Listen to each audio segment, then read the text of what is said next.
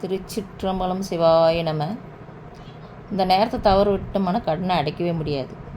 அது என்னன்னாக்க, நம்ம வீடியோக்குள்ளே போகலாம் வாங்க. நம்ம எவ்வளோ தான் பொழைச்சாலும் நமக்கு கடன்றது ஒன்று சுமை அதிகரிக்கும். அந்த கடனை நம்ம எப்படி அடைச்சின்னு வர்றது, கொடுத்துன்னு வர்றது, கடனை அடைக்கணும். அந்த மாதிரி அந்த வழியை நம்ம பார்த்து போகணும். வாங்க வீடியோக்குள்ளே போகலாம், அதை பார்க்கலாம். கடன் எப்படி அடைக்கிறது?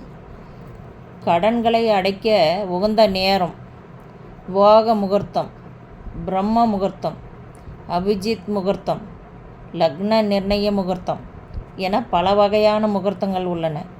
அந்த வகையில் இவற்றில் யாருமே அறிந்திராத மைத்திர முகூர்த்தம் உள்ளது. இந்த முகூர்த்தம் கடன்களை அடைக்க உகந்த நேரம் உள்ளது. மிகவும் விசேஷமான இந்த முகூர்த்தம் எவ்வளவு பெரிய கடனாக இருந்தாலும் எளிமையாக தீர்த்து வைக்கும் கால நேரமாகும். செவ்வாய்க்கிழமையும் அஸ்வினி நட்சத்திரமும் சேர்கின்ற நாளில் மேஷ லக்னம் அமைந்துள்ள நேரம் மைத்திர முகூர்த்தம் எனப்படும். செவ்வாய்க்கிழமையும் அனுஷ நட்சத்திரமும் சேர்கின்ற நாளில் விருஷக லக்னம் அமைந்துள்ள நேரமும் மைத்திர முகூர்த்தமாகும். மேற்படி காலங்களில் லக்னமும் நட்சத்திரமும் அமைந்து செவ்வாய்க்கிழமை அமையாது போனாலும் 75% பலன்களை பெறலாம்.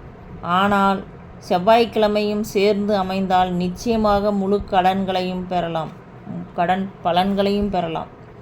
எப்போதும் கடன் வாங்கக்கூடாது. ஒருவர் ஜாதகத்தில் ஒரு குரு புருஷனுக்கு 6ஆம் பாவமான கன்னியில் அல்லது 6ஆம் பாவத்தில் கோச்சாரமாக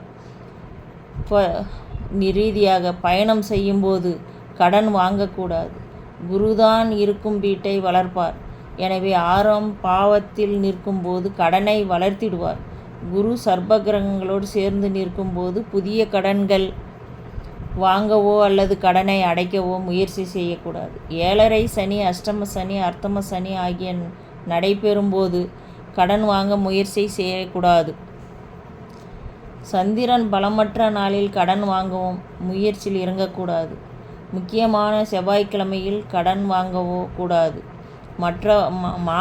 மாற்றாக கடன் அடைப்பது சிறந்ததாகும். கடன் பிரச்சனையில் இருந்து விடுபட என்ன தீர்வு? கடன் தீர்ப்பதில் கேது பகவானும் செவ்வாய் பகவானும் மிகவும் பெரும் பங்காற்றுகின்றனர். கேதுவின் அதிதேவதையான விநாயகரை வணங்குவது, செவ்வாயில் தேவதையான முருகனை வணங்குவது, கேது செவ்வாய் சேர்க்கை பெற்ற மைத்திர முகூர்த்தத்தில் கடன் அடைப்பது போன்றவை விரைவில் கடன் அடைய சிறந்த வழிகளாகும். கடனிலிருந்து விடுபட தொடர்ந்து சனீஸ்வர பகவானை வழிபடுவது அவசியம். அவ்வப்போது திருநள்ளாறு, கூச்சனூர், சனி சிங்கானாப்பூர், சென்னை பொசிசாலினூர் உள்ள வட திருநள்ளாறு என்னும் ஸ்தலத்திற்கு அவ்வப்போது சென்று வர வேண்டும். மேலும் சனீஸ்வர பகவானுக்கு பிரியமான பித்ரு காரியங்களை சரிவர செய்ய வேண்டும். ருணம் எனில் கடன் என்று பொருள். லட்சுமி நரசிம்மரை குறித்து ருண விமோசனம் சோத்திரத்தை பாராயணம் செய்ய வேண்டும். செய்து வந்தால் எல்லாவித கடன்களையும் அடைக்கப்படலாம்.